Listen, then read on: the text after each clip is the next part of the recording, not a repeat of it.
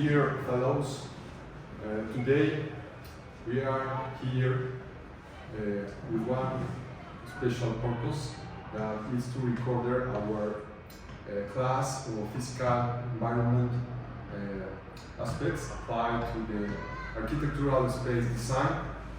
And we want to record it because it's important for us to make a register of what we are doing here with the classmates, my fellow and my dear classmates, Jesus, Irma, and Professor George in English, that is our advisor here.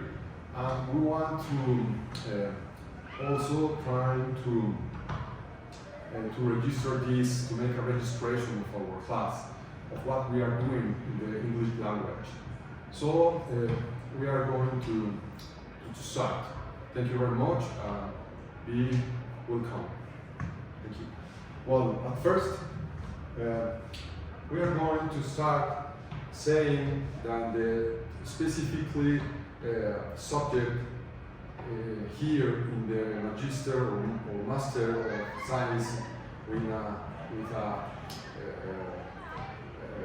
major in architecture and urbanism is specifically the subject of environmental physics with also a specific purpose, that is to give our fellows and our students the foundation or basis to understand the enclosure space or the chamber, specifically the chamber characteristics, how we can determine the relationship between the physical characteristics of the enclosure or the chamber related with environmental physics. Thank you very much, and we are going to start. Well, at first, we are going to turn down the light, and the subject that we are going to talk about this night is about the design of the lighting design in the enclosure space. It's very important to know that the space has some specific characteristics. Especially, we have dimensions: the length, the width, the depth, and the height. So, even we know that the space has some special characteristics related or according with their dimensions, also we have to know the significance or the special concept of lumen. This concept, dear Jesus, dear Irma, dear Professor George, is related with an international unit of the, or in other words, it's a unit of the international system that measure the quantity of light or the beam light that is into the chamber or the enclosure space. Also, it indicates us, in other words, again, the quantity of light that a person can have in his perception, that a person perceives into the space, architectural space, with a special angle. This quantity of light comes from a lamp or a luminaire. We are going to have different kinds of lamps or luminaires. So, if you don't have any question, I will proceed also to define the concept of lux, that according also to the concept of lumen, have a concordance with lumen, and specifically it's the unity of the international system of lighting applied to the internal chamber, and is equivalent of 1 lumen per square meter. So what it means that?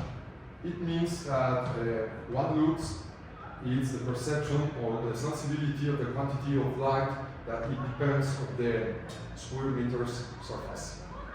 In other words, also, it's about the surface of the local, their dimension characteristics of the space, the interior space.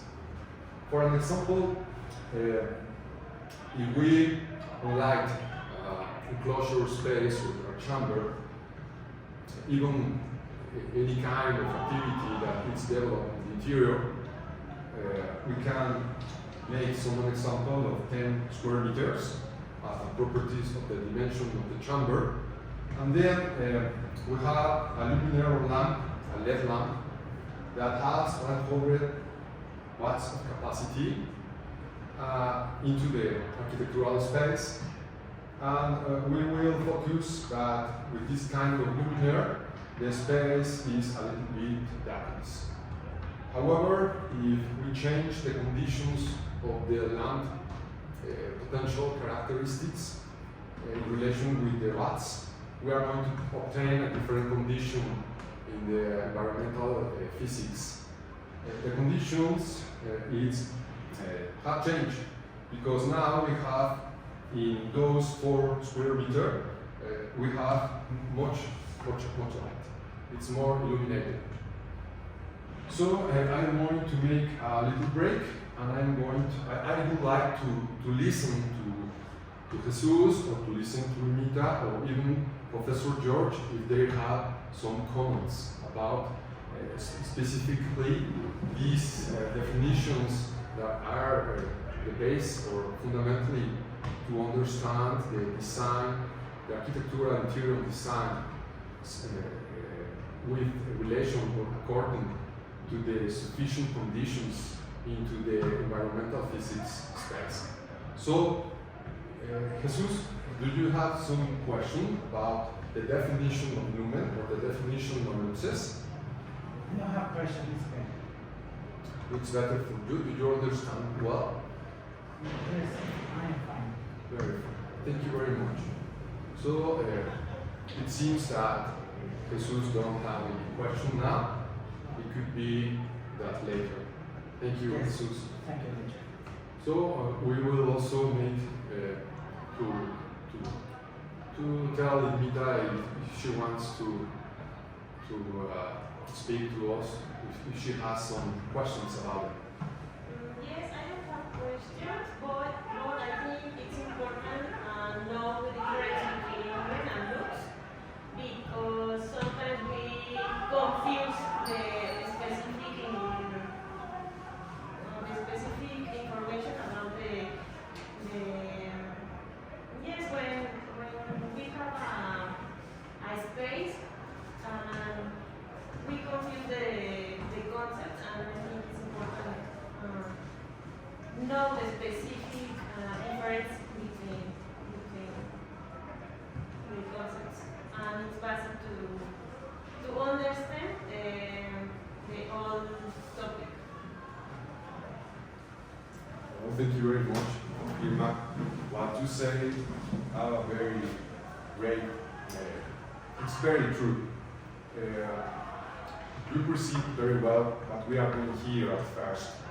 What we are doing is to try to make a theoretical introduction of the concepts that are very important to make an initial introductory development of the subject about the lighting, in the design lighting into the interior space, into the chambers or enclosed space. So what you say, it's very true.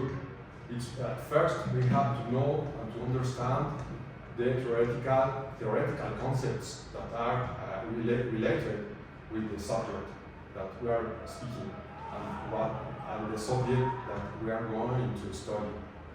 So thank you very much, Irmita, your appreciation.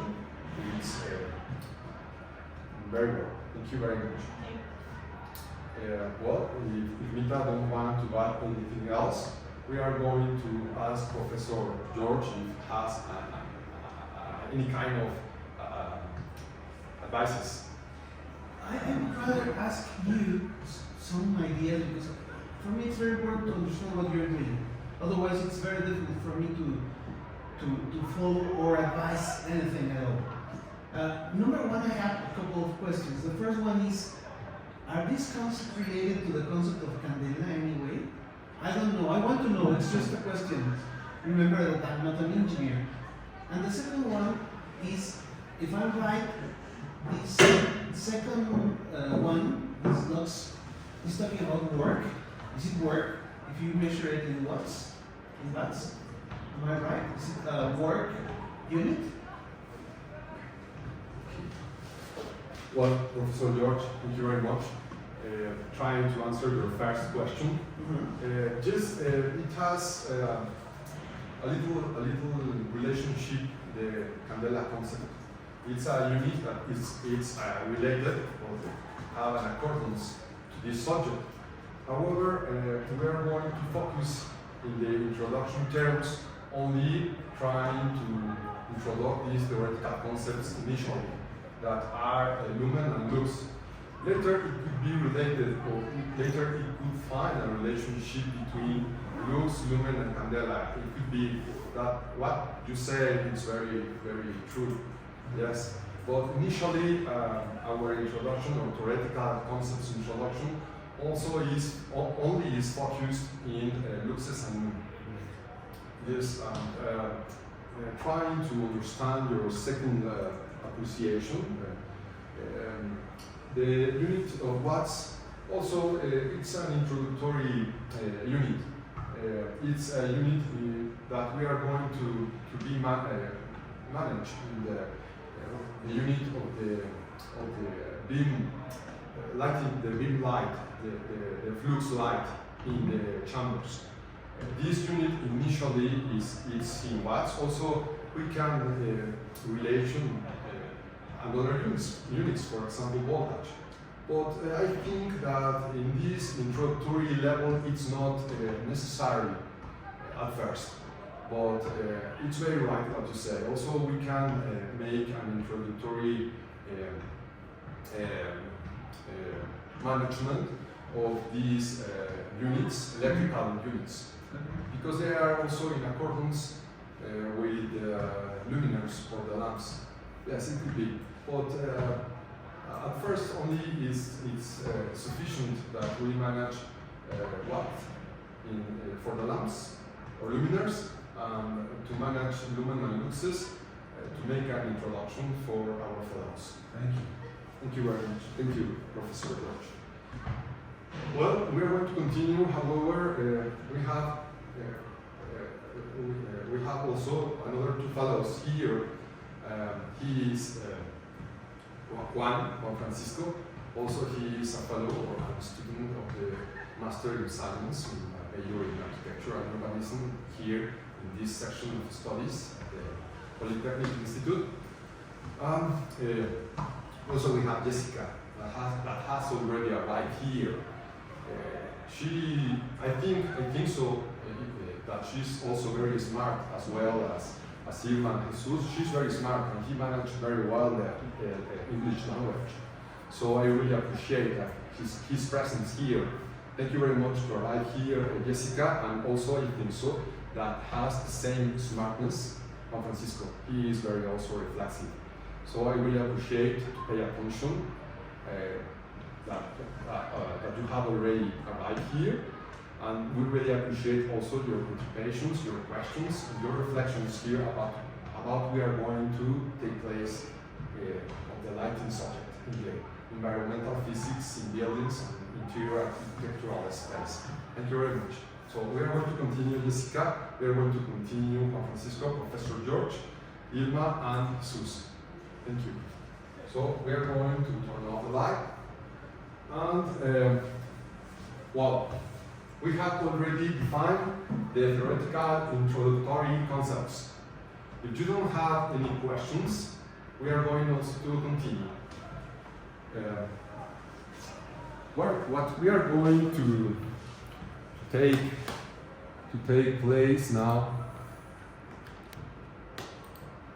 is the following slide. The following slide has a special drawing that also has some kind of utility or some kind of function to explain what is happening in the chamber or in the enclosure, architectural enclosure. So at first, what we have here,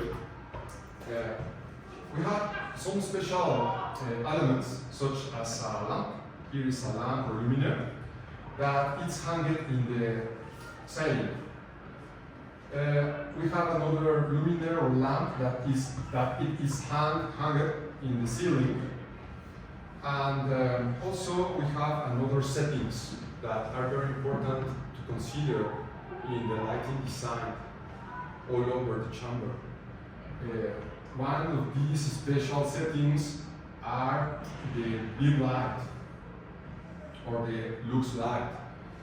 This beam light has an angle, and the light is going to take place in a work plane. We have also as a setting a work plane. Here is an angle from the beam light, a work plane, and this work plane is the superior or the above part of the furniture.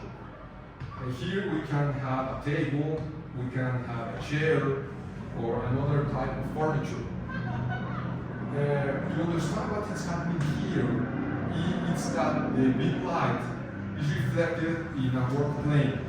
Specifically, this work plane is in the superior part of the furniture. This superior part of the furniture is very important because this beam light is going to be reflected to the top. This reflection or refraction makes that the ceiling is going to reflect again the light. These have some special implications. These implications are that the beam light reflected all over the space, especially from the ceiling. When this beam light is reflected, also we have to understand something, that this light reflected comes again to the work plane, and this work plane is between a special range. We have a special range that represents specifically a kind of measure. This measure is in the below part of the luminaire and in the top part of the furniture. All the other range that it's not in the interior of this height don't have the same refraction of light. The light reflected in the top and the light reflected in the below, it's not really representative. It's not really important. The most light reflected is in the middle, here, in the distance or height that is between the inferior part of the luminaire and in the superior part of the furniture. This is the height or the range in which we have the more quantity of light in the interior space or in the enclosure. So we have to understand that. We have repeating. If we repeat what we are saying, we have three special settings. A luminaire that is hung by a design condition, it's hung in the ceiling. We have a beam light or a flux light. We have also in the top of the furniture a plane surface. And this plane surface determined with the below part of the hanged lamp, we have a range or a height that it's named the reflection most quantity height, in which we have the most quantity of light. So, excuse me because I'm going to erase. It's a very archaic method. I know it, thank you. But also, excuse me for doing that. But I think that it doesn't matter. So, we have already erased that. So, repeating again the importance of this range. This head. In this head, we have the most quantity of light reflected from the lamp to the superior part of the furniture, and then from the lamp reflected from the superior part of the furniture to the ceiling. So we can make a special reflection of this phenomenon. The phenomenon that we are talking about is that the light reflected all over the space, especially in the below part of the ceiling. The ceiling again is going to make a reflection of the light. So we have to understand very well that this range measure of height is not important. The light is a little bit, very little bit quantity of light here from the below part of the luminaire and the below part of the ceiling. We have a very little quantity of light. It's not important, this range. It's measured in meters or centimeters, but it's not very representative here. And here also, this range of measurement also is not representative for the light in the sun. Why? Because the quantity of light reflected don't have a lot of influence here in the walls, or here in the floors, or in the walls, because of the furniture. I mean, the furniture is covered a great part of the floor, and what receives a lot of quantity of light is not the floor. What receives the quantity of light it's the top surface of the furniture, what we know the so-called furniture. But the floor don't receive the total quantity of light because of the furniture. And also, this range in the top of the enclosure don't receive a lot of light. Why? Because the below part of the dim light is located directly in the low part of the luminaire. And this luminaire is hanging from the ceiling. And this distance in which the luminaire is hanging it's a distance that don't have enough light. And if we don't have enough light in this range, we don't have also enough light to be reflected, or in a condition of reflection or refraction. It's the same. Do you have some questions? I want to turn off the light, and I would like to hear also Juan Francisco and to hear also Jesse, if you don't mind. Do you have some questions about these parameters or settings that are very important to start the design or interpretation of the lighting design in the interior chamber? Do you have some questions? I would like to hear at first the females, if you don't mind, Professor George, if you don't mind, Jesus, if you don't mind anything. Please, first our fellows, female fellows. Thank you.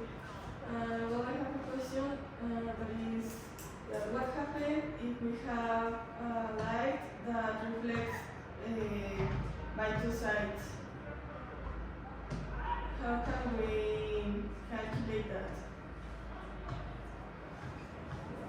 Did you finish your question? Yeah. Thank you. Well, it's a very important question. What happens if we have two different conditions of the dim light or the light flux? What happens? Well, it's very important the way in which we have the location and the, how can I say it? Yes, I think so that the special concept is location, which is the location of the lamp. Because if you identify the location, what kind of location of the lamp you could have? Well, at first it's hanging, but also you can have a flying lamp that is embedded in the wall. And the dim light is very different that if you have hanging. That's another type of condition, that the lamp is embedded in the wall. But also you can have lamp that is embedded in the ceiling or in a fast ceiling. And also this lamp can have some movement. So the angle of the beam light can change. And if you have a different angle, you would have also a different line of the reflection. Because if the angle is here, and this angle, you have a movement, because this lamp is embedded or not, either is hanged, so it's embedded in a ceiling or in a false ceiling. When you move, you will have a different beam or flux light condition. So if you have this, the beam light is focused, it's very focused, and this focus condition will light a specific plane work in the furniture. And if you don't have furniture, you will have also another kind of angle beam light reflection in all over the floor, or square meters in the floor. So it depends if you move the line reflection of the lamp. If it's hanged in the ceiling or in the false ceiling, or you have a lamp here flying, and this lamp that is flying have another kind of beam light. This beam light it's different, and the angle also is different.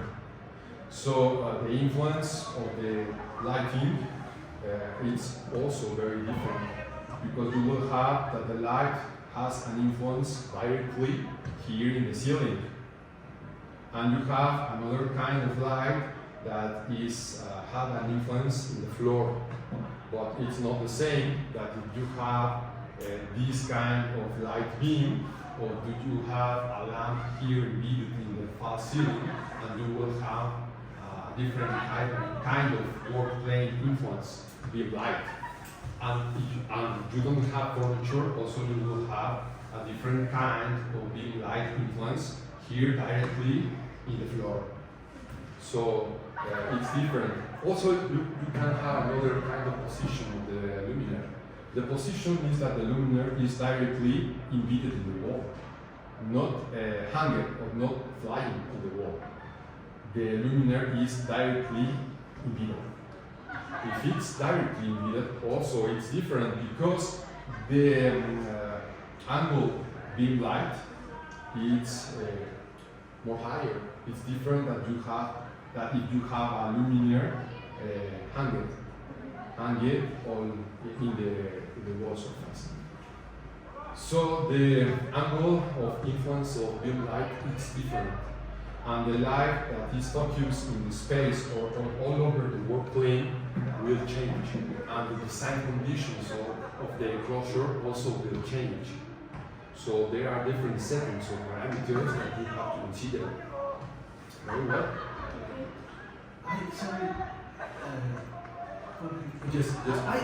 I understood something completely different. I understood that as if she was asking, why do we have two different surfaces in which we have reflection of the lamp hanging from the top? Is that what you were asking, or exactly what he answered to? No, it's what he answered to me. Okay. Yeah, because it's a light that, for example, you just put it in the wall, and then it has double reflection. Well, the reflection is by two sides. Okay. Yeah, but no by the same surface, but no different. Okay, thank you. I wanted to understand, because it was not clear for me what she was asking. Thank you. Thank you very much, Professor George. We really appreciate your comments. Thank you. We are, so if Professor George don't have any more comments, we are going to continue. Thank you. Jesse, do you want to comment another else thing? No, for the moment. For the moment. Thank you very much. We also appreciate your comments. Thank you. Now we are going to listen to Juan Francisco. If it doesn't matter, it's important for us to listen. He's a very reflexive fellow. What do you think, Juan Francisco? Well, I have the same question, Professor. What happens if we have different text for the front? It's important the colors, materials of the work area for the reflection. Well, Francisco, that's a very good question. Yes, to respond to your question specifically is yes, the colors, the textures are very important.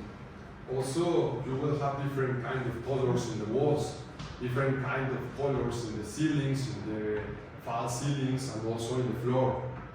So it depends on the different kind of colors. Also, it will depend the quantity of reflection that you will have light in interior space, and you will have to consider that because these considerations are applied even in some formulas and some variables that we are going to consider and to take place in the calculations of the environmental physics lighting aspects. So if we continue after, we are going to take place more specifically that question that it's very important for us. What happened in terms of variables and calculations and in arithmetic formulas and equations? What will happen if we take some settings related or according with the colors? Colors in the walls are very important, and it will change the conditions of refractions or reflections of the flux light or dim light. Yes, it will change a lot the conditions of the lighting design in the chamber. Yes. So if you give me a little more time, we are going to take another slide, and we are going to start the calculations and the variables that you come. Do you want to add something more? In a moment, no. Thank you very much, Francisco. Professor George, I will want to continue. Thank you. So, we have already defined the introductory theoretical concepts about lux. What we are going to consider lumens, the special settings about the height between the range of the located luminaire that is hanged in the ceiling and the range between the work plane of the furniture. That's a very important setting to consider in the calculations that we are going to talk about already. So we're going to erase also in a very archaic or fundamental form. Please, I really apologize for that. But we're going to continue. It's a very functional way of erasing blackboard. Well, excuse me, Professor George, I want to turn the next slide. So, please just wait a little moment.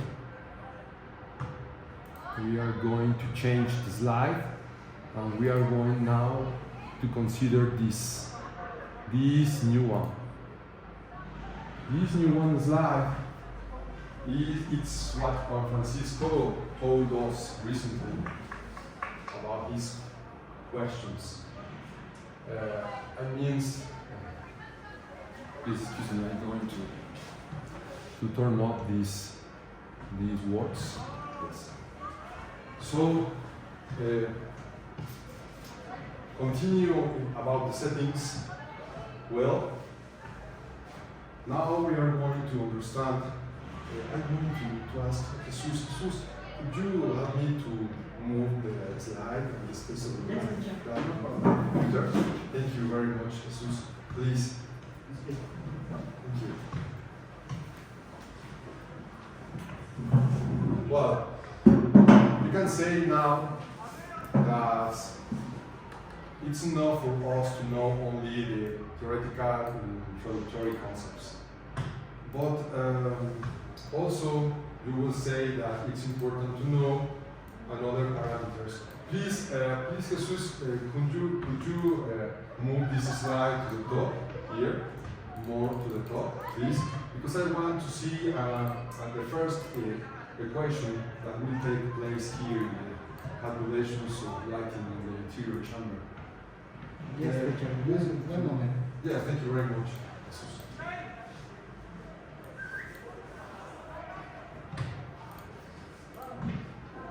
I will help you. I will help you. Thank you. Jesus, you will make. Okay. See. What happened? Okay. See.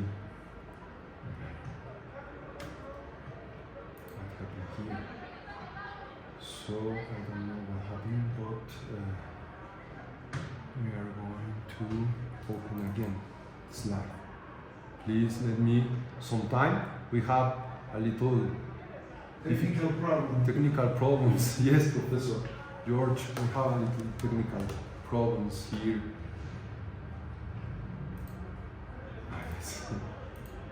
We are going to close it. So, Nimita, please, can you turn off the light? Hello.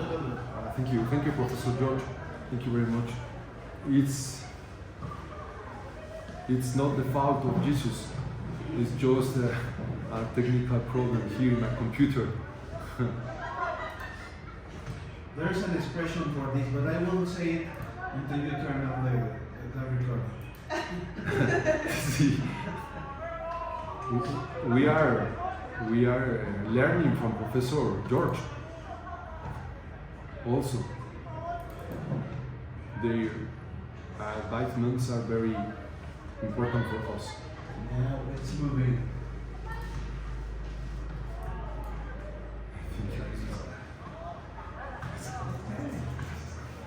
Well, we will return, Professor. Thank you very much.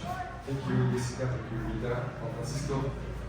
Well, returning to our subject, we're going to continue about the questions of Juan Francisco. Yes, Juan Francisco, here are the first equations. Here is an arithmetic expression at first. It's more in the but please, Jesus, can you? Thank you very much. Yes, we have it here. Just that, please. Could you more to below? Yes. Well, here is the first arithmetic expression, the first formula. Thank you, Jesus. So this formula is also very important to start the calculations of the environmental physics in the light designing in the enclosure space. So the first purpose of this equation is to calculate what we will call the local index. However, Professor George told us that this expression it's not really good. The correct form of saying that is the space index. Yes, he told us that it's not correct to say local index, it's the space index. So this space index, it's a relation between the multiplication of the width and the length that are two settings of the dimensions of the space.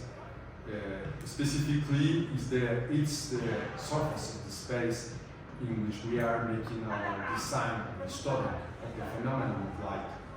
We have to understand that for us it's very important the surface in the square meter surface of the space.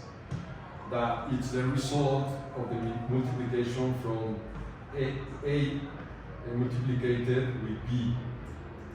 This expression is the width multiplied with the length. Is the surface of the space. So when we have the surface of the space, what we want is to have a representation according to this surface, or we want to determine the relation between the surface and the half surface of the walls. We have also to determine with an addition between the width and the length and have multiplication with the height, but it's not the total height of the chamber or the enclosure. This H, this in capital letters, this H represents the range of height of the plane from the below part of the light beam that is reflected directly to the work plane of the furniture. Do you remember that we see it in the drawing before? In that drawing, that height, that range of height, it is the more concentrated quantity of light in the enclosure. So, if we make an addition between these two kinds of measurements or properties of the space, I mean the width and in addition with the length, we will have the surface of the walls, because this A plus this B is referred directly to the surface of the walls, not refers to the surface of the floor. It's different. Please focus that. If you really pay attention to that, it's a very important difference. One thing is to consider the surface in the floor, the total surface of the floor, and we want to divide these square meters of the total surface of the floor. We're going to make a division with the denominator. This denominator divided with the denominator that represents the height that is between the low part of the luminaire and the top part of the furniture, the work plane that we are talking about before. So this height is not the total height of the insurance. Of the enclosure, not insurance, of the enclosure. It's just the height between the lamp and the work plane of the top part of the furniture. And these are the width, the height and the length of the walls. But only this arithmetic expression only gives us the half of the surface of the walls. You also will reflect why this expression don't consider the total area or the total surface of the walls. Do you remember which is the reason of this condition? Why we are conditioned by this?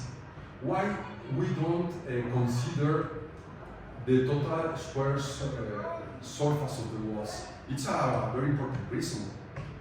We speak about this in classes, in our classes before. Do you remember? Which is the special reason? No? Do you remember? I think that you were paying a lot of attention. Well, it doesn't matter. I want to explain it. I remember it's because we have windows and the light is different because we have other condition. We don't have a dark space. I don't remember it's something like that. Yes, that's the third reason and the most important.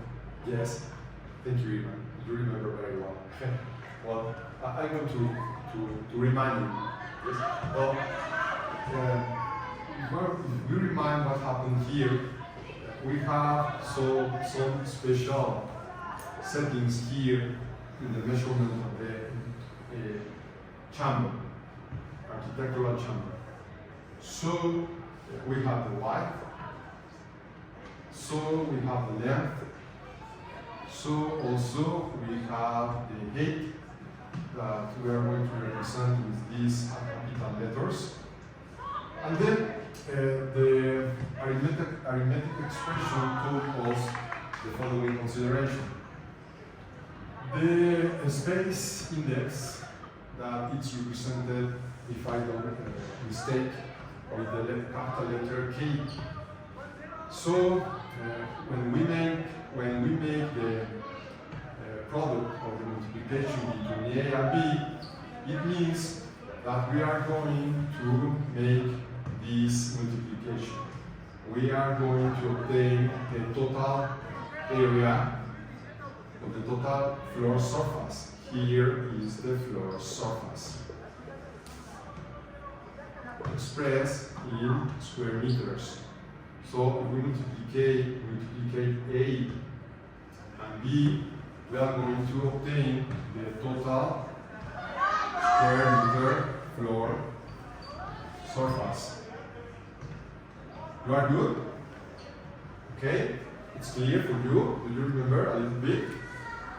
So, already we have this total floor surface for what? Which is the reason?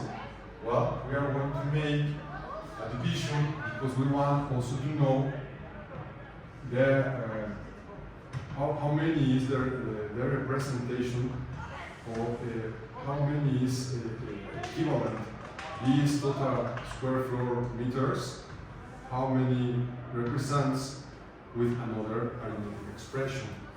The other arithmetic expression is related with the capital letter H and a multiplication between A multiplied with B. But these AB are different.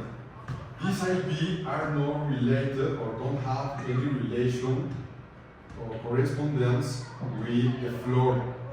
We have another A. Excuse me, I would like to have another color, but I'm going to represent here with a square, not already with a circle.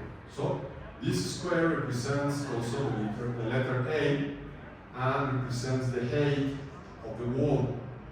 Then we are going to represent with a little b the length that is enclosure into a square.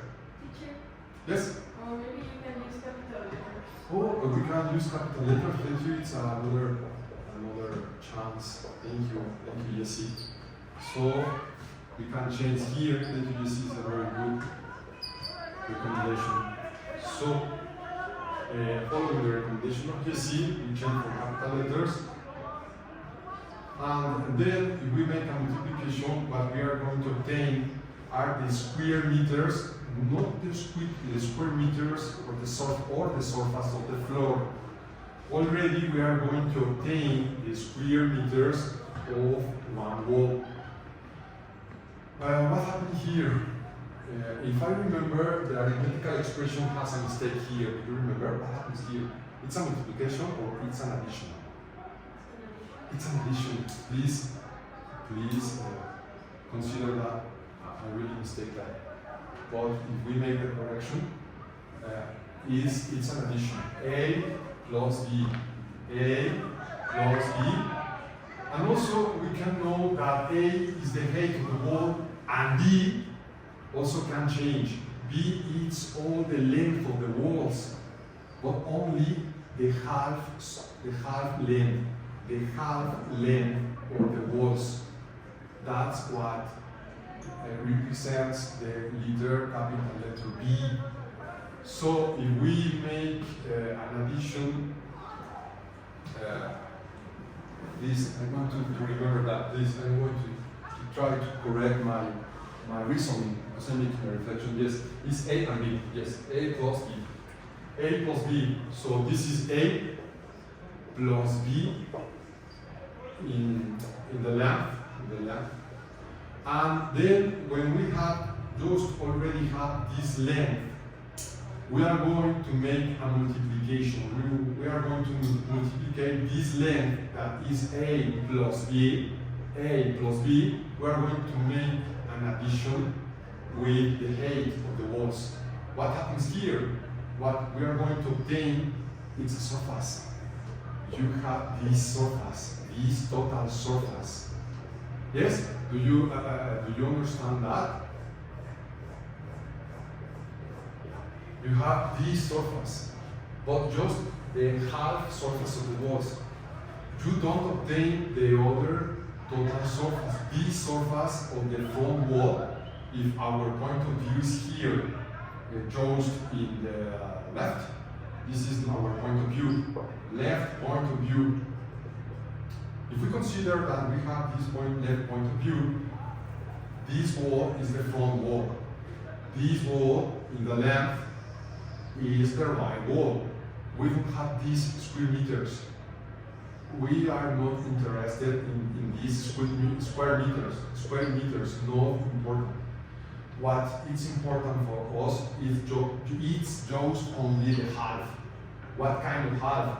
The half of the square meters of the wall. These square meters. Why? Do you remember why? The first reason is what Irma told us very well. If you have some windows here, you have also some veins here, another veins here. These are important settings or elements or factors to consider, because we have also natural light here. So the calculation expressions consider that. If you have windows or different kinds of veins, you have also to take the half of the surface of the wall. You are not going to consider the total surface of the four planes, four vertical planes. It will be not reasonable. It's not reasonable, not logic for our calculations. So this expression told us that it's the half of the square meters of the walls.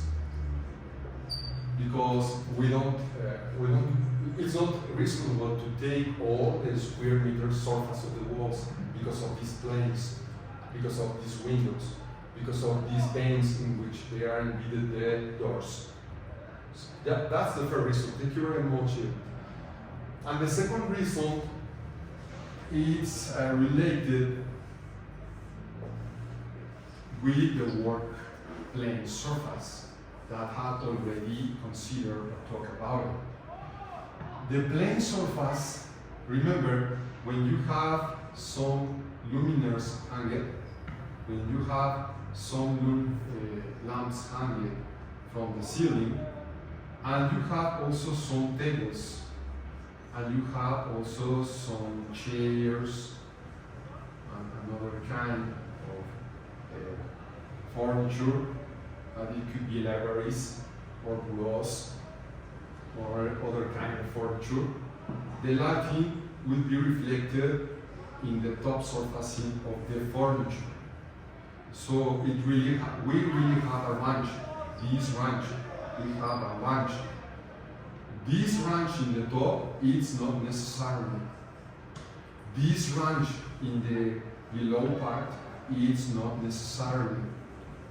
What is really important for us is the range located in the middle. In another way, if we have these luminaires hanging, and we have the furniture here, and we have the beam lights, this range don't reflect the same light, and this range don't reflect the same light if we make a comparison from this middle range. This middle range is the most luminous, is the more illuminated range. Yes? So that's why we don't consider all the square meters of the walls. You can see it here. These square meters are unable for our calculations. These square meters also are unuseful for our calculations. We don't have a direct relation for the calculations. The effectiveness of the calculations are in the middle, in this height. Located, I will make a little bit correction. Here, it's here, and there it's here. Yes, it's more better. It's better. Yes? That's why we don't consider the total square meters surface of the walls, because the walls don't give us the total functionality or reflection. Yes? I will stop, and I would like to also listen to us about something, questions, reflections. What you can say of this? I will take this further. What this quantity, what represents between this and other quantity?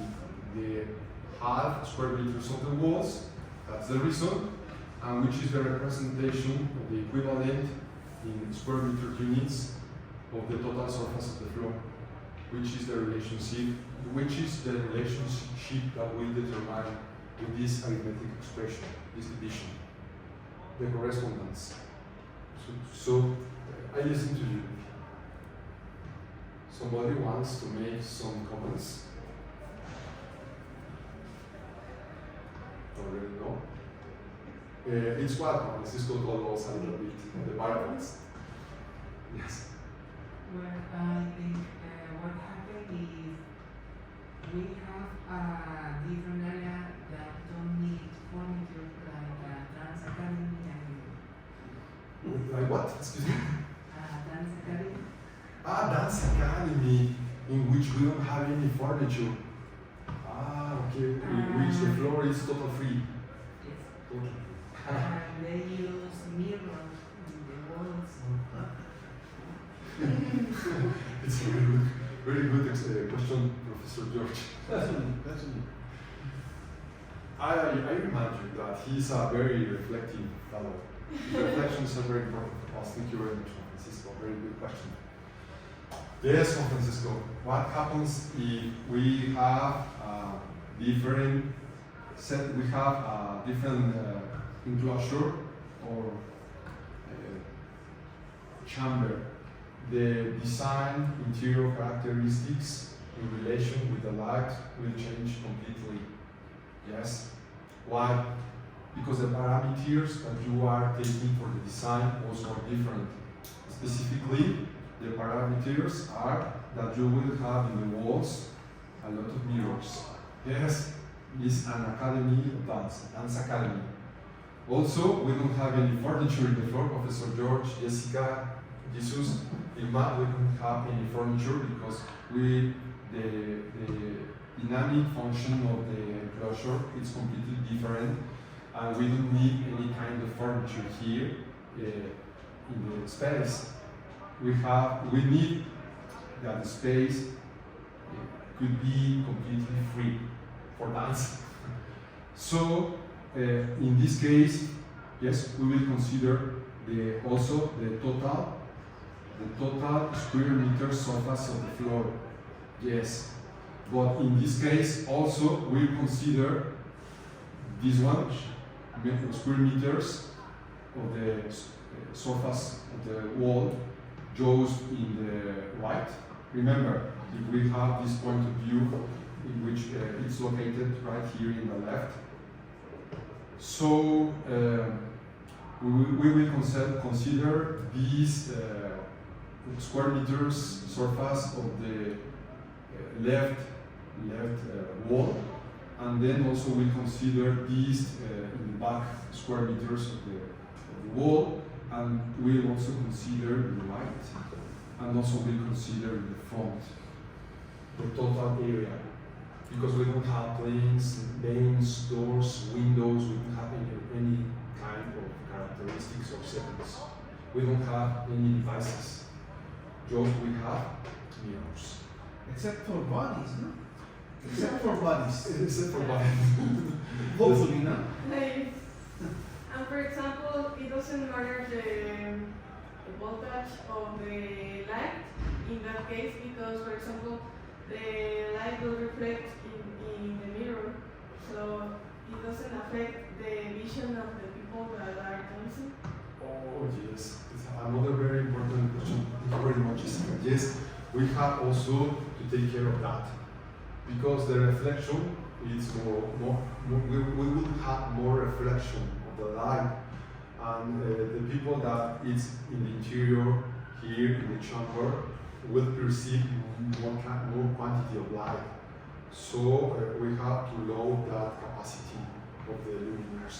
I think so that it's very important to load or to regulate the capacity of the lamps.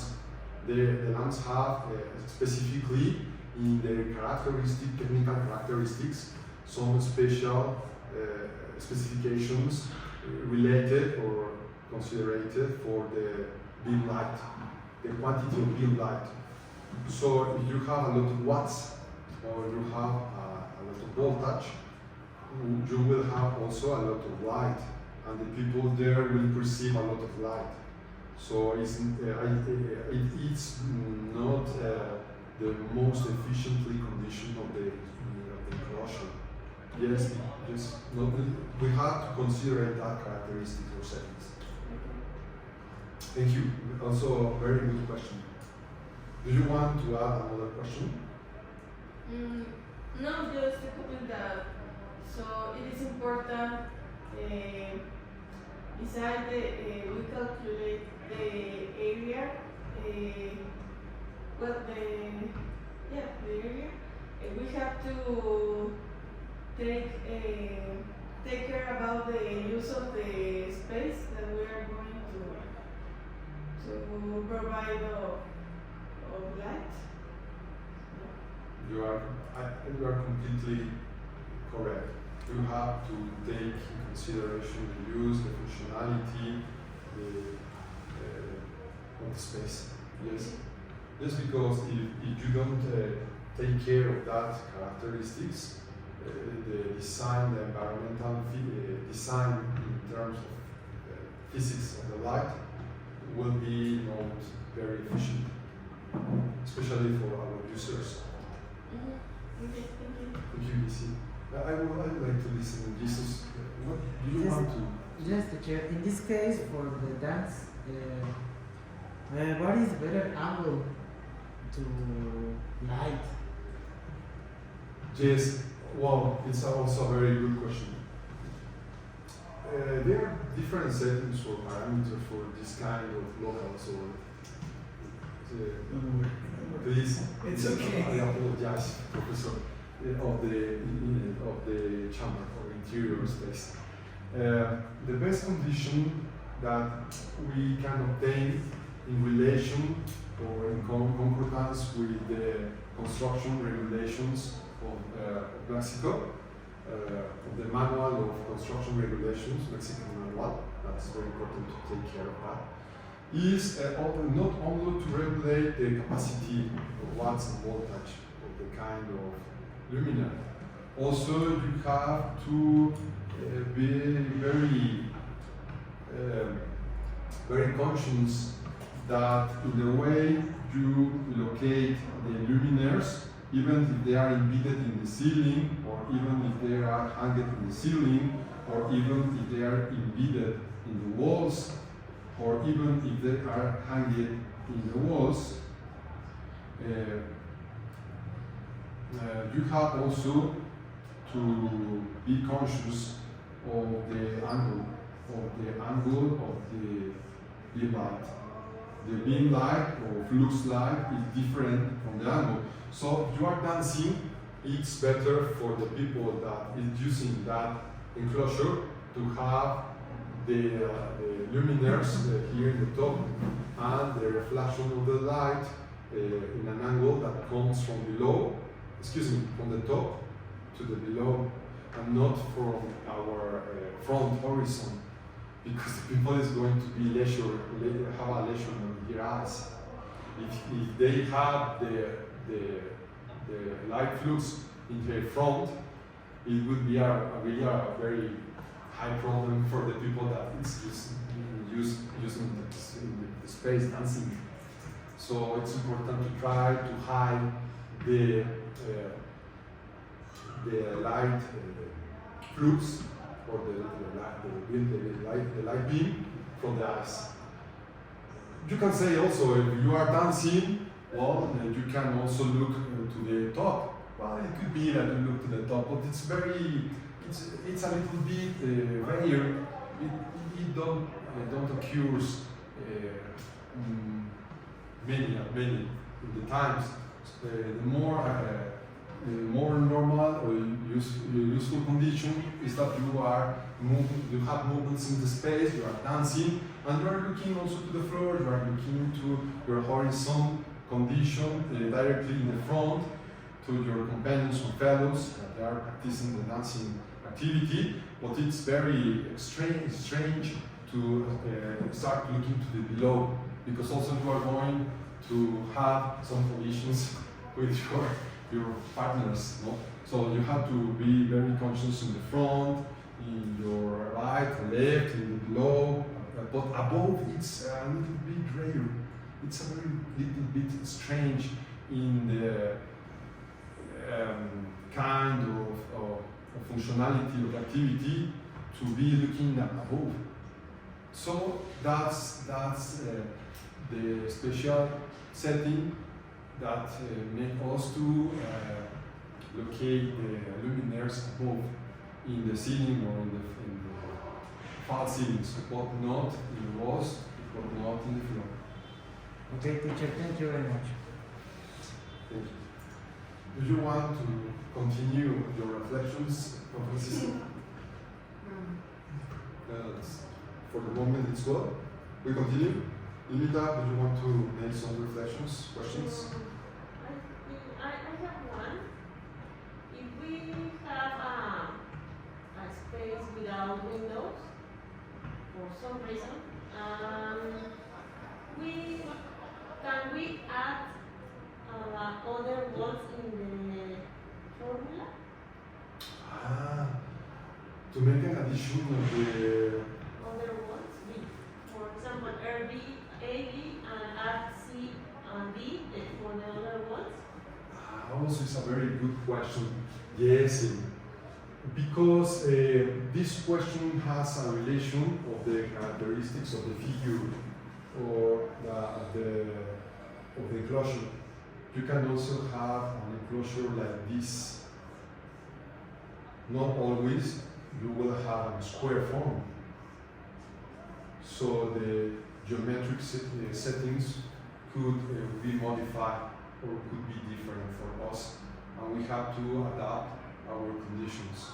So we have to obtain, in this case, the total wall surface, and you will divide in half. Yes? Yes, but my question is, if we have a space without windows, can we add the other walls in the formula? In specific are A, B, and can we add other walls? Because we don't consider the other walls because we have windows. Yes. But if we don't have windows, we can add other walls. Okay, if we don't have windows, we can add other walls. Oh, excuse me. A completely enclosed space in which you have 4 walls, probably a door, but no windows at all.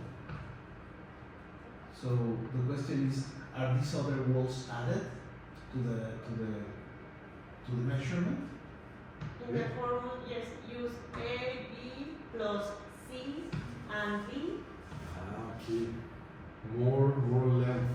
C plus D, and you have a total enclosure space with no panes, with no doors, with no windows, but you can also make an addition of length and multiply with the height to obtain more quantity of square meters of the wall. That's your question? Yes, because you will have more length of the walls, because it depends on the figure, geometric figure. You don't always have this kind of enclosure or chamber. This is very common, but you don't have always these conditions. Also, you will have this condition. Even you could have a circular geometric chamber. What we're doing here Well, if you don't have walls, doors, windows, well, you are going to obtain the total square also square surface of the walls. What you will do, you will consider the height, and also you will consider the formula of the perimeter of a circle. Yes? Entonces, you will procedure with a multiplication between P and the diameter. Yes? And this expression, you will make a multiplication with the height. So you will obtain the total square area of the walls in a circular geometric interior space condition. Okay. Yes. It's like the example of the dancing academy, isn't it? Yes. Yes, very well. It's a very ad hoc, also a very ad hoc reflection. We return to the conditions that express one. Yes, it's almost the same condition. Okay. We continue? Yes, thank you. I have some questions. Yes, Sorry. No, thank you very much, Professor. Number one, you making me think of the Pantheon as an example of a closed space, even though they have some veins. Anyway, it's more or less a circular space with tall walls and a dome closing on top, right? Yes, perfect. So I don't know if it works. That other one, or the one you were saying here, is an example that happens in the theaters. You have only 3 walls, but they have the lights in front of them. And you were saying something. They learn, actors and dancers learn not to watch the lights. No, they learn to avoid watching it. Now I have a stupid question for you. You're engineers, you know about this, so be patient with me. Why, if you have 3 dimensions, height, length, and width, why are we not talking about volumes? It seems natural for you. You're saying it's okay, and you're working about surfaces, as if we were talking about only 2 dimensions. But we're talking about 3 dimensions. Why are we talking about volumes? Not square, but a volume as if it was containing water. It's containing light. It doesn't work like that. Light works differently than liquids or gases. Sorry for the question, but I don't get it. And the other thing I want to ask you, all of you, do you talk about thresholds? Have you heard the expression threshold? No. Okay, I'll say it in Spanish. Umbral, but not umbral de esos, but what we call in psychology the absolute threshold and the differential threshold.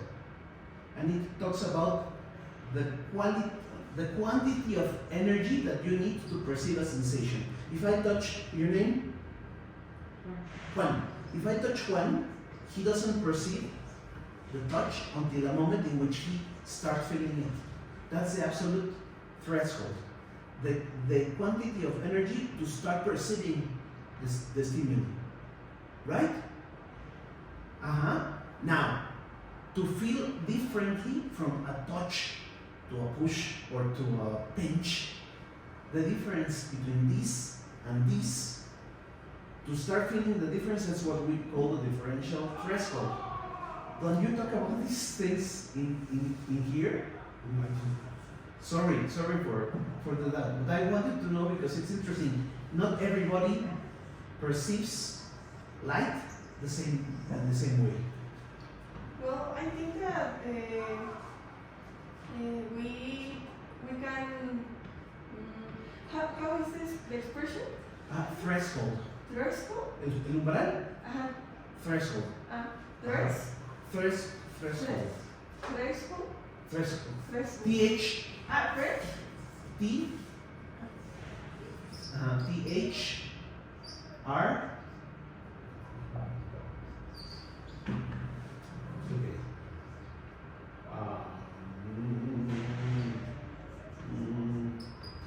Here.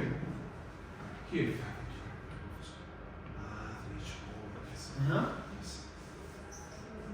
Threshold. THR.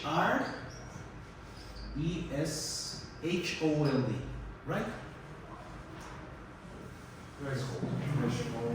Well, I think that the threshold, you can feel it by the using of different lights because we have, well, we have some lights that are for focusing, just a thing, and that give us a different sensation of the environment. And for example, this kind of light,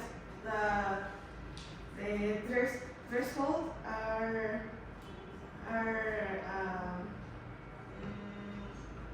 like biggest than the other ones. They spread. Yeah, they spread. So if you just use the lights that are for focusing just one thing, that give you a different sensation. You can watch that phenomenon. For example, in a museum, they use some lights just to focus some pictures or some paintings, yeah. And well, that kind of lights are different than, for example, in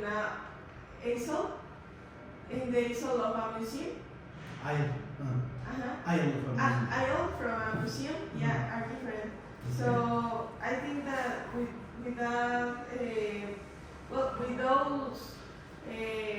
those lights, you can perceive the difference of the threshold. Okay, thank you. Interesting. But again, let's suppose that we're trying to read. I'm very blind, and I'm talking about that I'm not really good at reading with low levels of light. He most probably can read, but then I would say, no, I cannot read anything. I don't see it, even when it's clear for him. We don't have the same threshold. Okay. Yes, the absolute threshold is different. La cantidad de energía que necesita él para alcanzar a leer es mucho menos que la que yo necesito. That's why I was asking about that, no? Because I don't know if you consider those elements, no?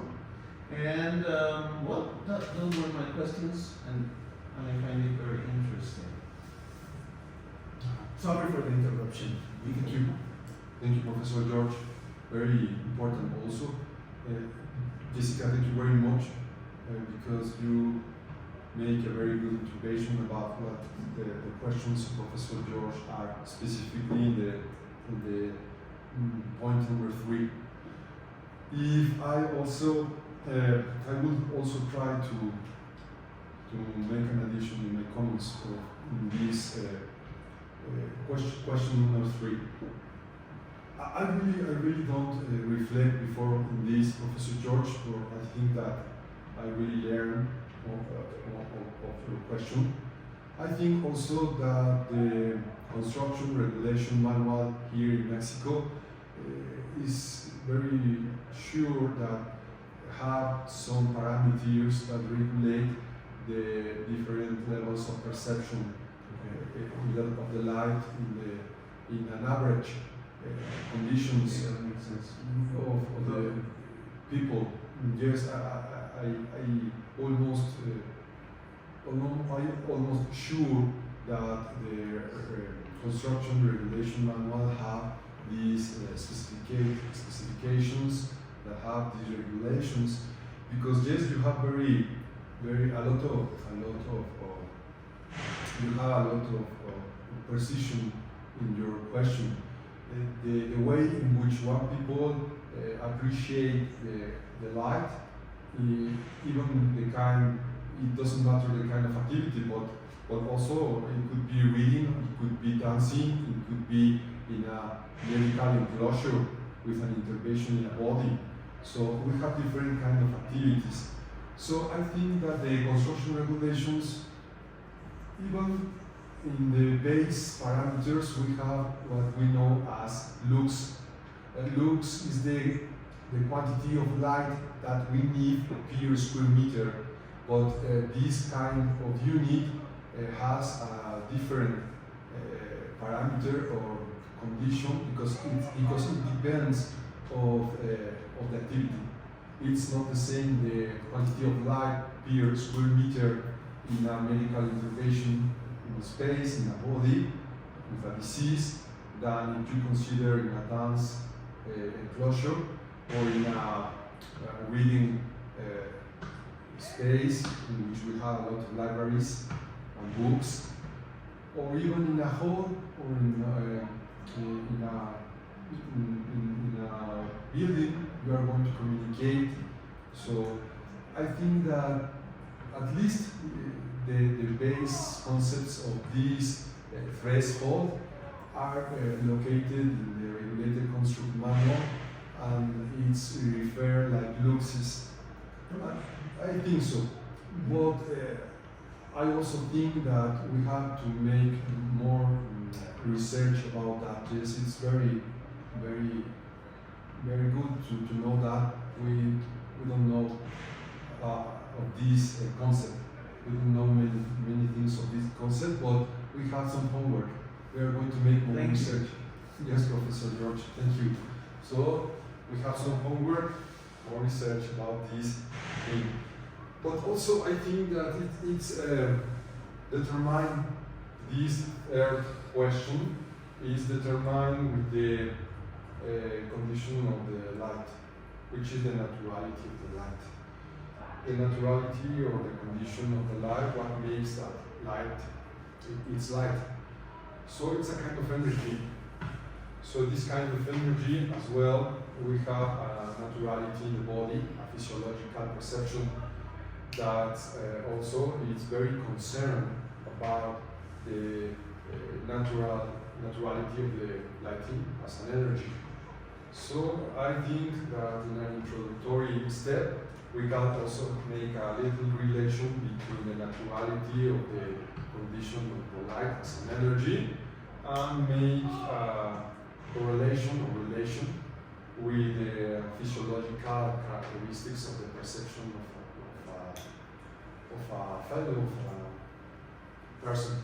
Thank you. This is trying to at least to respond or to reflect a little bit about your second question.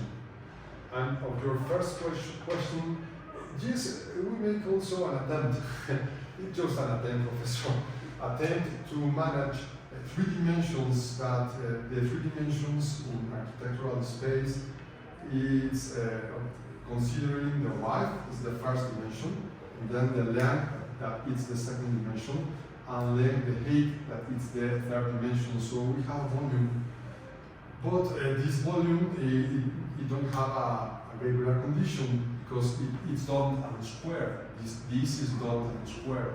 At least it's done a regular square.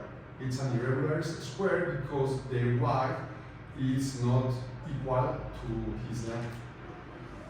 But just we make an attempt to manage these three dimensions with irregular square, a regular square, and also it could be with irregular figures, geometric figures, just like a circle, for example, or kind of triangulations. Thank you, Professor George. So we will continue. Excuse me, so I would like to know the hour. The hour, you confirm me, we have 8 o'clock? 9 o'clock. 9 o'clock. Do you want to continue? Yes, half an hour. We have just half an hour if you don't mind.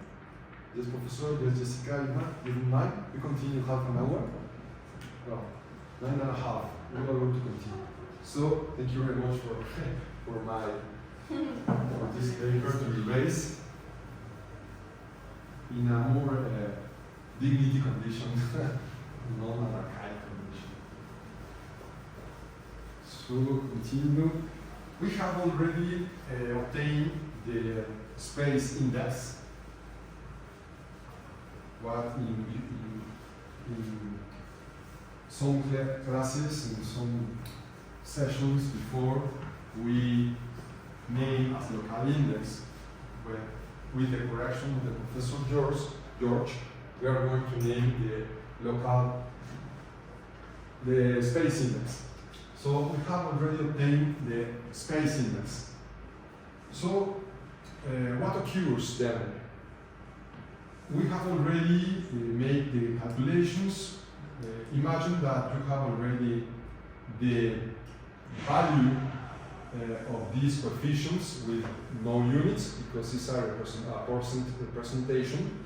So you have imagine that you have already the value of k in capital letters. That represents the space index. If we have the space index, what we continue in this method or procedure is to consider another formula. So we are going to ask Jesus, can you move this slide? Scroll. Yes, teacher. Thank you. I don't know what happened here. Very good. See. So you can move more to the top. Thank you, Jesus. So well, we have already the variable calculated of key. So what we will do with the key already calculated? I am remembering. Well, okay. With the value of key, we are going to make a correlation. The correlation is to determine what we will name.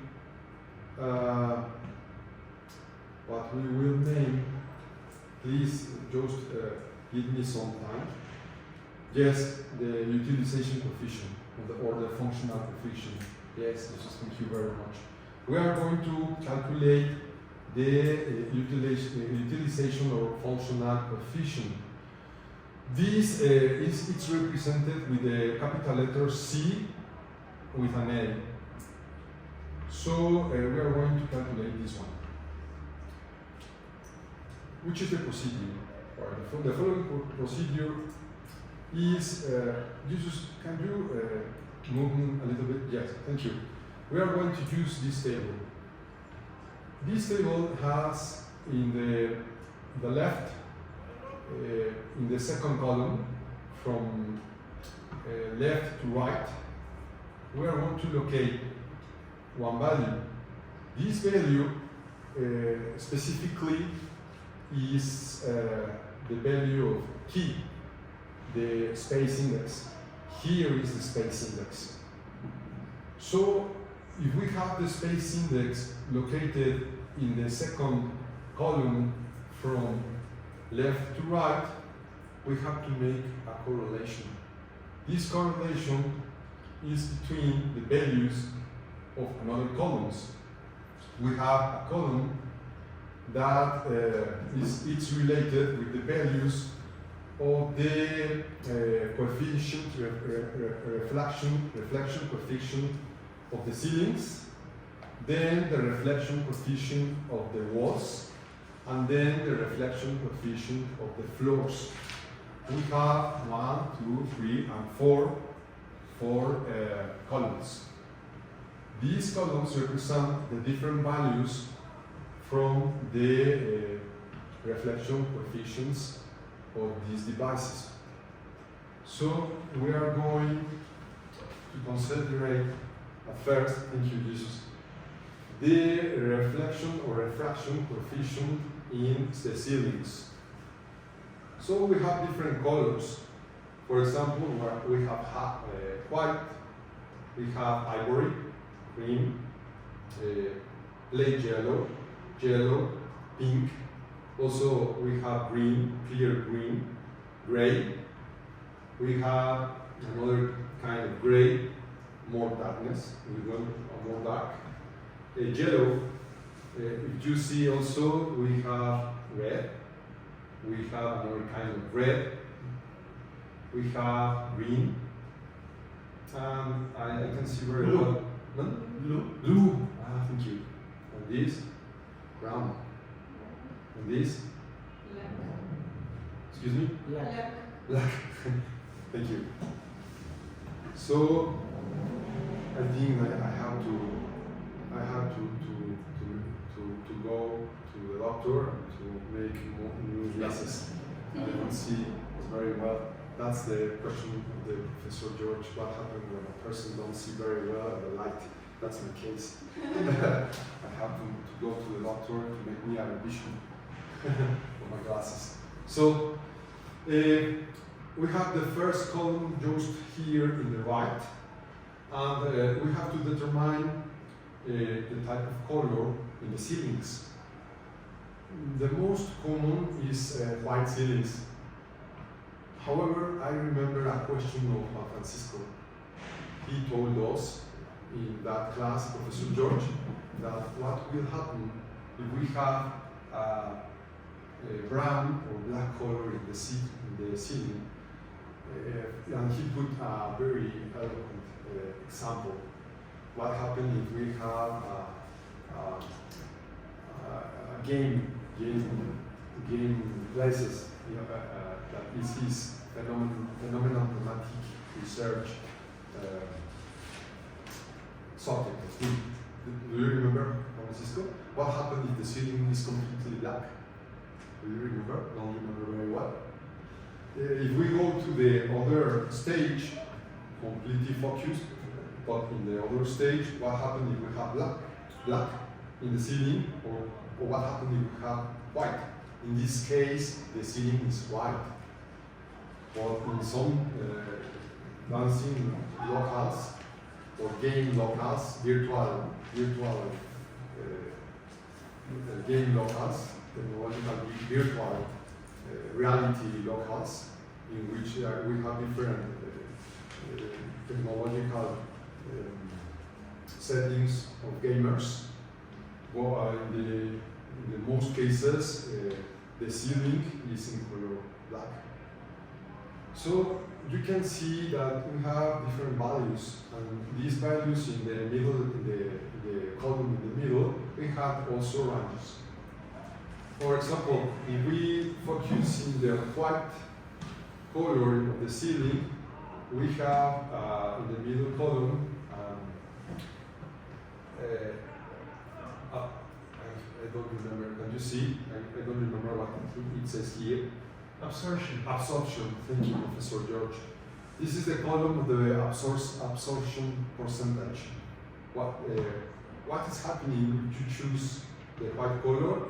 We have a range between 15 and 20. But what it's really our interest in the calculation methods in lighting as an environment physical setting in the interior space. Really, what is our interest is the right extreme color, and the subject is the reflection. Do you remember? We were talking before about reflection. The absorption condition is really not so important for us. The important setting is the refraction or reflection, not the absorption. So what happens if we choose in the ceiling the color white? We have also a range that is between 85, please correct me, and 80. Is correct? Yes. So if we have this range, we have to go, and I really appreciate what Jesus is making for me by helping me to move the slides. We have to choose, it's mostly in the below, please it's more below, in the below part. Thank you, Jesus. So if we have 85, the range in the white color in the ceiling between 85 and 80, so this column right in the right extreme is not good for us. We have also 50, we have 70. This is the correct column, 80%, because the range that has a correspondence with the white color in the ceiling is a range between 85 and 80. So this is the better condition. Note this, 70 don't satisfy our conditions of reflection, light reflection. Even 50, not good for us. And this we don't consider. This is the most important, 80%. Yes? Yes? And do you remember why? Why is the most important row? Because we have this first row, and it's in correspondence with the ceilings. Why the ceilings are the most important thing to consider in calculations of lighting in the chambers? Why not the walls? Why the walls are considered a second setting, and then the floor is not. It's less important for us. It's more important the ceiling, and then in the middle the walls, and at last we have the floors. Why? We have also significance. It's a reason for that. Do you remember in classes that we managed these conceptions before? Why not we put at first the floors, and at last here below in the third row? Why we don't put the ceilings? Why we put the ceilings in the first row as most important than the walls and than the floors? Why? Do you remember? This have a determination with the reflection conditions of the light. Remember, try to reflect on that. Make some reflections. Remind that about the reflection condition. That's a question that Professor George told us before. Because it's important to design. Yes. Okay.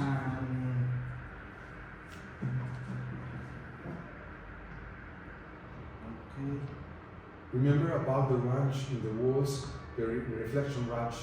Do you remember which is the effective reflection range? The work surface plane.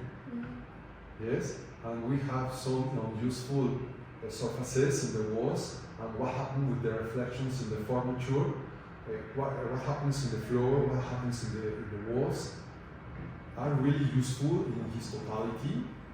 Do you remember that? Are really useful in his totality.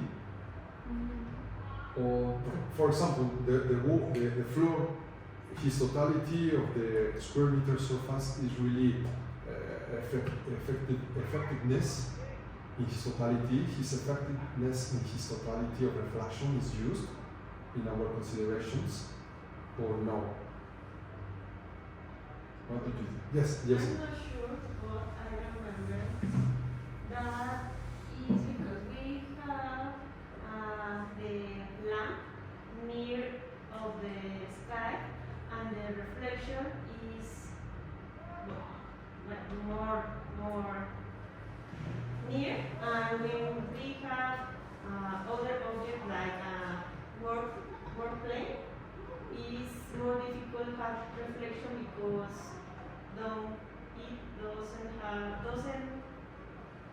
it isn't near like a ceiling. The ceiling, yes. Yes. Oh yes, that's the best reason, the principal reason, more important. Yes, the effectiveness of the light is in a specific range. Yes, and we have on usement square meters that it's have directly relation between the luminaire that is hanged and the work plane. And what is below the work plane of the furniture it's not useless. Think about it. This is not really useless. These square meters of floor don't receive enough quantity of light, so these surfaces of floor can reflect in his most effectiveness condition. These square meters, and also if you see Professor George, he is seated here, so these you can see some shadows here. Do you see? These shadows are in relation with the body of Professor George. Don't seems to be useful for us to reflect light to the plane range. Work plane. This is the work plane, and this is the range of height of the beam light. This is the above of us. We have the range of height, but you can see the shadow, Professor George. So this shadow that is reflected here in the square meters of the wall are not useful to reflect the light from the lamps. Yes, this is unuseful. Also, the Juan, he is seated here, and that shadow that is related from his body is not useful. That square meters of wall to reflect, and also that square meters of the floor are not useful to reflect light. So that's it. It's the best explanation for us to reason why it's the more important setting to consider in the calculations accordance or determined in relation to the ceilings. Because the light, when it comes from the lamp, it comes also to the work plane and it's reflected directly again to the ceiling. Yes? I explain what is happening in the phenomenon of reflection. The light comes from the lamp, then comes to the work plane, and then to the work plane it's reflected to the ceilings. So what it receives the most quantity of light, which is the ceiling, but not the floor, but not the walls. It's the ceiling that receives directly the most quantity of light reflected from the luminaire. Yes? That's why we use the most percentage in the first row. And then we have a little better more use in the works square meter surface in the walls. And finally, what don't seems to be very useful for us to reflect light is the square meters ubicated or in relation with the floor, because we have the furniture. Yes, it's covered by the furniture. However, the case that St. Juan Francisco, we have a dance local or dance space. A dance space, it's not. We don't have the same application. So finally, we have to consider the walls. So we have here the maintenance coefficient. This maintenance coefficient that determines our lighting settings have also some relations with, I remember, the state of the lamp. If the lamp is very dirty, if the lamp have a middle condition between dirty and clean, do you remember? It seems to be obvious that in the most cases, we suppose that the lamps will be clean, but it's not also a 100% condition. Not always the lamps are really clean, Professor George. I think so that even in most cases, the lamps, in most cases, I think so that are very dirty. Because the maintenance concept, or when we think about maintenance, we really think that it's not really important because it demands some time and also is related with economics. So I think that not always have the maintenance concept as very important. So we think in a condition, in more better condition. Which is the more better condition? Can you help me? What direct, semi-direct, indirect, and semi-indirect. Sorry. Right. Thank you, Professor George. This column is referred to what? What is the Jesus? What Dilma?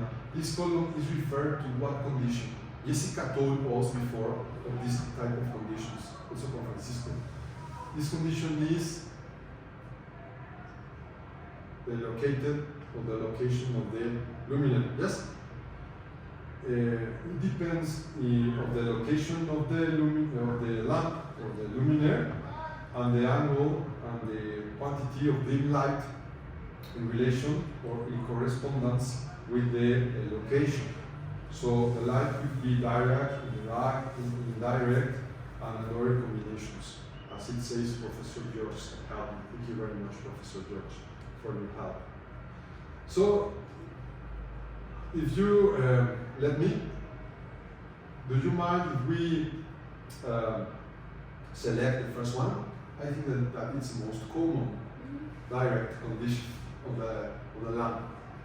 Direct lighting condition. The light is direct, we don't have any movements, it's not also enclosure, so the light, we can have a direct perception. And then we have the three columns that are related with the cleaning condition. Please help me, which cleaning condition do you want to choose? Medium. Excuse me? Medium. Medium, yeah, thank you very much. Yes. And medium with the direct lighting beam, it has a correspondence between which number of lamps? It could be 73. 73, and it's an average, most an average. Thank you very much, Jesse. So also we are going to make a relation here in the middle row, and we are ubicated here in the 80%. We have already determined why. It's related with the ceilings. And then we are going, which range, Jesse? 73. 73, so we have 10%, thank you, 30%, 50%. So if you are here, just in the left, 50%. And then the floor, we don't have any changing values. We have the same condition. By the reason we have also make a little bit of explanation. Do you remember? The floor it's really adjusted for us to make a reflection of the light. So we are here in this column. We are going to make a correlation of this column with the space index. For an example, a hypothetical example, imagine that we have 1.28. Please correct me if I am reading. 25, thank you. Yes, and again, I have to go to the doctor to make new glasses. So this is 1.25, and we have this is the row, just more or less in the middle, and then we have this column just in the extreme left, which is the value of the utilization coefficient. We have this one, space index, and we have this column. So we make a correlation, and our coefficient, utilization coefficient, which is the value, 0.55. Yes, this is the value CA. Excuse me. This is the value of 0.85 CA. But it's CU. SEU? Yeah, because it's a utilization. Yes. It's one. Okay. Yes, do you remember? Thank you. I really appreciate your relation. You have a very logical relation. However, here in the formula it's a little bit changed, the representation of the letters. So we have CA and the value is 0.85? No, 55. 55, and again I have a mistake. And you can say, teacher, be careful on your mistake because your calculation will be mistaken. And your values also will not be very good calculated. So, the paper for erase. Don't erase when I'm from professor. Even already we have determined the CA value. I will please ask Jesus to be in the above, yes, to go to the above in this live place. Thank you, Jesus. So we have this value, and then we have CD. What it means CD? Again, please, Jesus. And you go down to the below. Yes, CD. Well, let me remind CD again, please. The coefficients of maintenance. Coefficient of maintenance. Mm-hmm. Yes. Yes. We have already talked about it. Yes. We have the coefficient of. Yes, in the, here. Yes. Thank you very much. So this one was to determine the C8 was to determine the space, the coefficient of utilization coefficient. This one and this one. Yes, the ceiling and the walls refraction. Yes. So the coefficient maintenance we have already talked about it, about the level of cleanness, middle, very dirty, very clean. So also we determine the coefficient that it was in the range between 8 and 95%. So we have already determined this. We have already determined this. For example, it was between 80 and 85, and Jesse told us that it could be an average. 83, or it was 73 usually, but this is it. So 73 if I'm right. Thank you, Professor George. 0.73. Yes, thank you. So we have already two variables of the formula, this one and this one. And this variable it's related with what? Which is his correspondence. Well, his correspondence or correlation is with the surface of the space or enclosure. So if we put an example in a non-exactly or precisely regular geometrical form, imagine that we have 5 meters here in the y and we have 10 meters here in the left. So if we make a multiplications, we have 50 square meters. Thank you. So here we have 50 square meters. We have CA that is related with 0.55, and there's CB with the maintenance coefficient that is related with 0.73 in numeric terms. And finally, we need the quantity of fluxes. Do you remember what it means for the concept of fluxes? Do you remember? It was in the theoretical introduction of this class.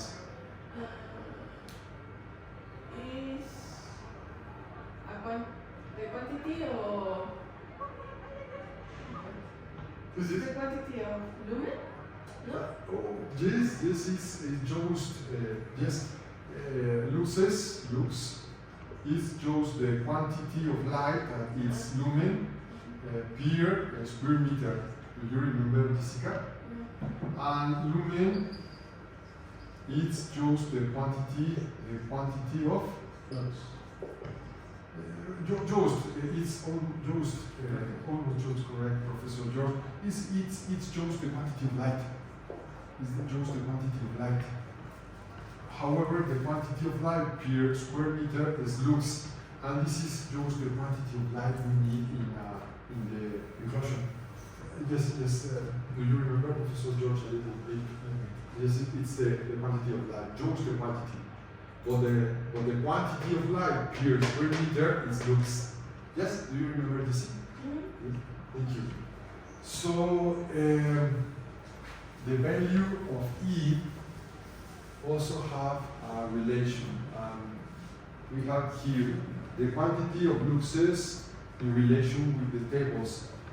That tables are the construction regulation manuals here in Mexico City. So I will ask Jesus to go here in the top. Yes, thank you, Jesus. Here we have some data. The data, for example, told us that we have warehouses, but also we have warehouses, we have industries. For example, it could be also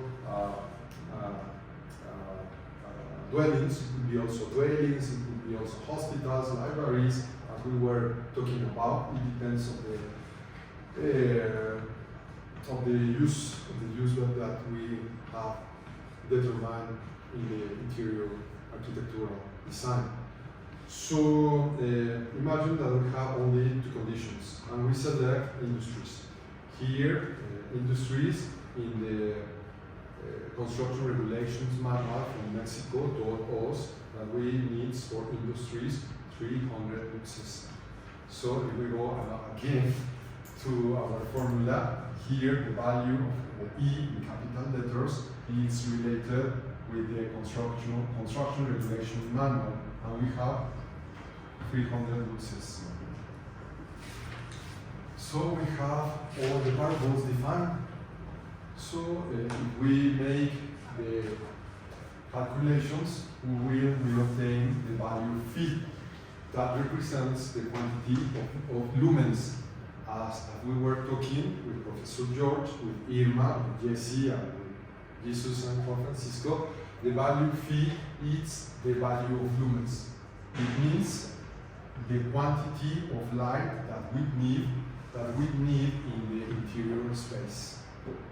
And it depends on the use that we determine to have there.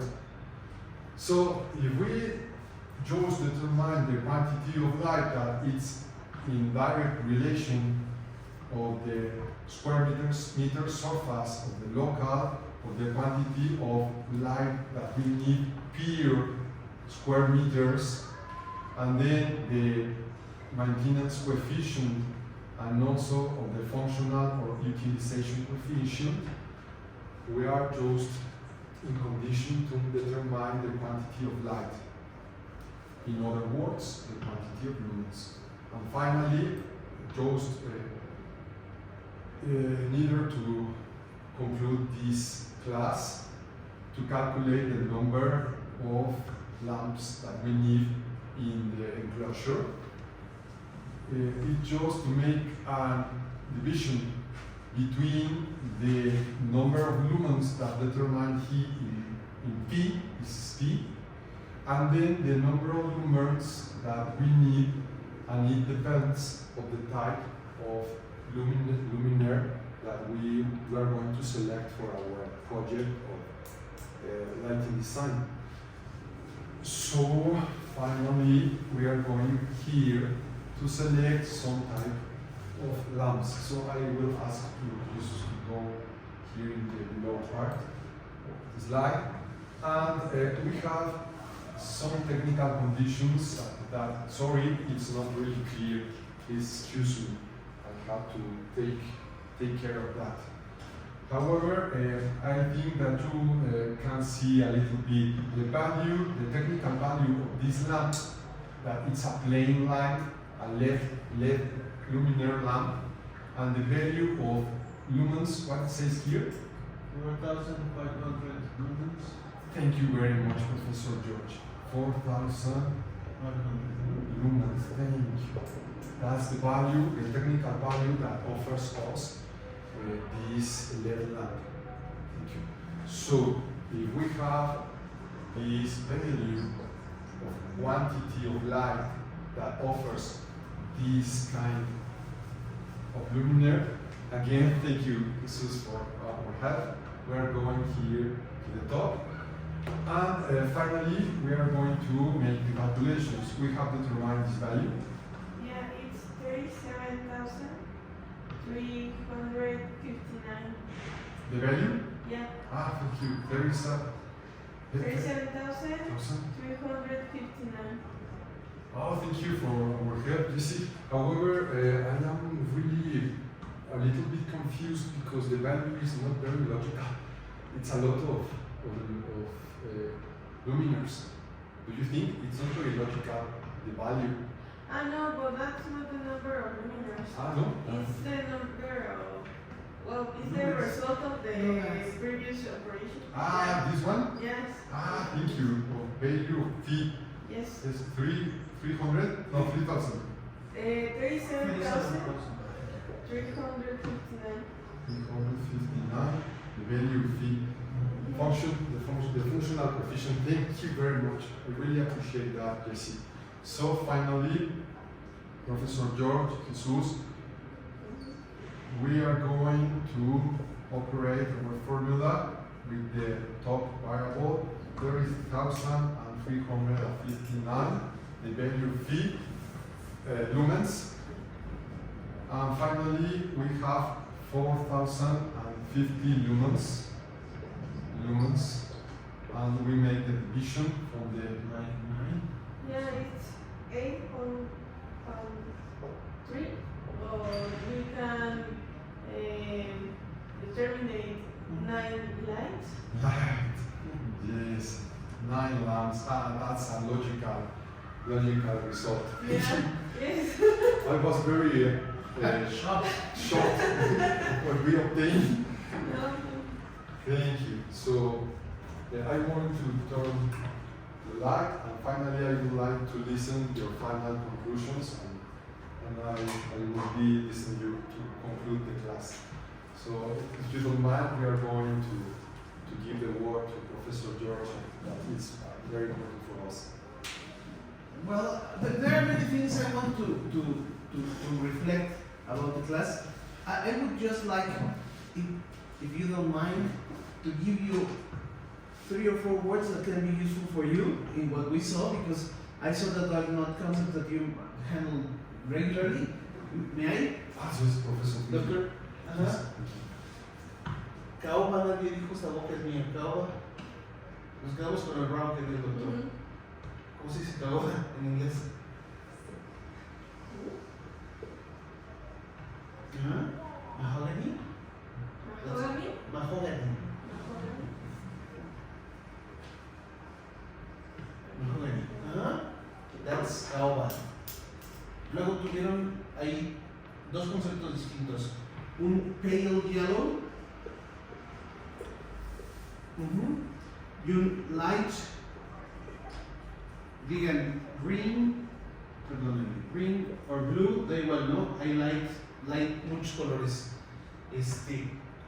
En el caso de ustedes me parece que sí es muy relevante los conceptos precisos por lo que hacen de investigación, me parece.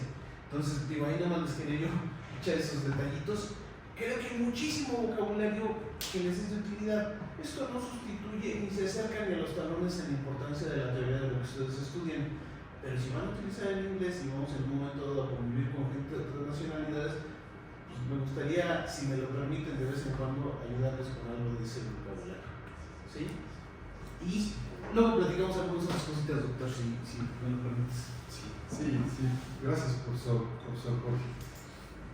Muchachos, if you don't mind, we are going to continue finally to listen your final conclusions, assumptions, reflections, and considerations, recommendations, what you want to tell us. If you don't mind, we can start with our female fellows. So, if you don't mind, we are really honored to hear your final conclusions. All the class was very good. And I think if we have a specific example and work with them, we can understand very well, because I confuse sometimes when we change the example, and I think it's better to have a specific example and get the number of labs, and that's all I think. Thank you very much. We really appreciate his conclusions. Thank you, Eureka, for your reflections also. Please, Jesse.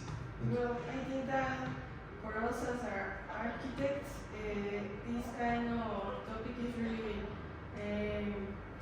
relevant, because we have to take care about the design of the lights in some spaces, because it is not the same the light that we will use in a hospital.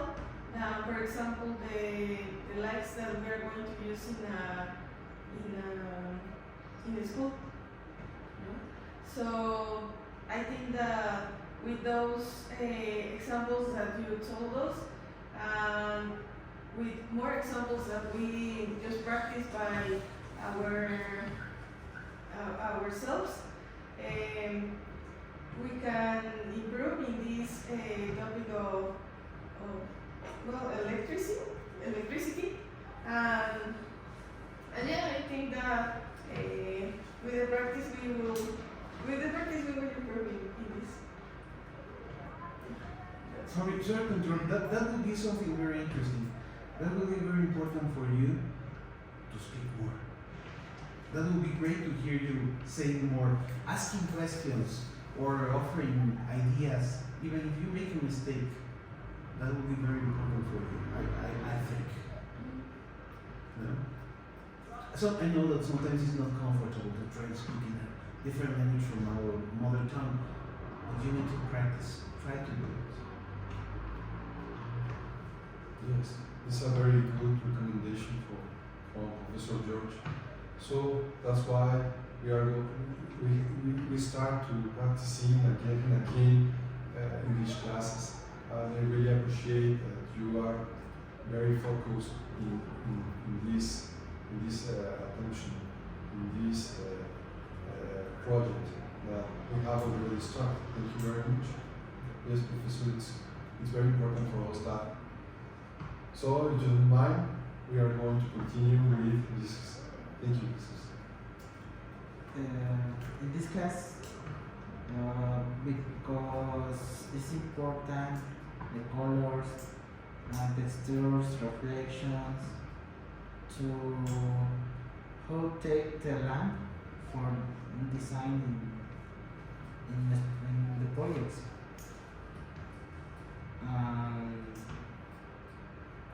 And consideration for future designs.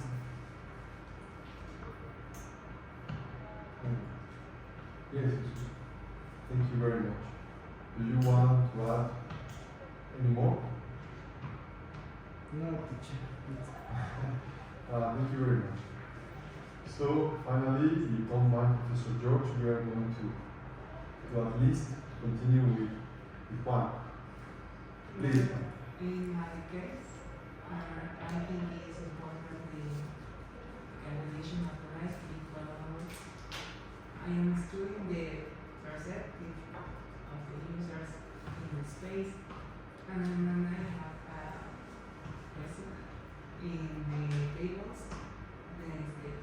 We use 10% for all the materials that we have for the floors.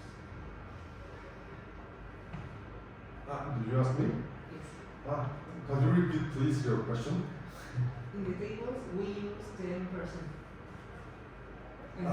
We use these for all the materials that we have for the floors.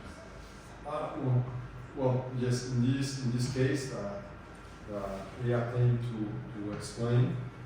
Yes, one. We consider that the floors are not really useful for the phenomenon or reflection of the light in the interior design architectural space. However, as you told us during the development of the class, you were reasoning or your reflections were focused in what happened if we change the dynamic of the use of the functionality of the interior of the chamber. As you were saying, if we reflect or we imagine that the special activity that we will going to develop in the chamber is focused in dancing or is focused on reading, we have very different functionalities. So that changed a lot the useness of the floor, the square meters useness of the floor to reflect light. And also another parameters or settings that told us Jesse that have a direct relationship of the location of the luminaires and the beam light angle. Do you remember? It's not the same if you have the lamps in the ceilings or on the walls, or you have the light even insured in the floor that comes from below to above. in indirect condition as we are accustomed to see. We are accustomed to see that the light always comes from above to below. However, if you think that it's a different condition, in another hand, also all the settings and all the variables we are going to be different, and the results when you operate the formulas also will be different, because the parameters, the settings, and the conditions, the devices are modified. If we also think at first of the use of the interior space. Well, is that what I can say to you for the reflections? That are very, very good. Do you want to add a lot more? Well, finally, if you let me, I will say to Professor George that we are very pleased that of his presence. Please, Professor George, in your conditions, if you can make us an accompaniment in the classes. I know that you have different activities, but I want to tell you that it's really, really pleasure. We are honored that you came here to accompany us in this class, English class. And even if our fellows think another thing, I think that it's very, very important your advice in this. So please receive our acknowledgements because we know that you have your time and your activities. Thank you, Professor. My pleasure, Claudio. Thank you. So, Jesus, finally, if you can turn on the video registration.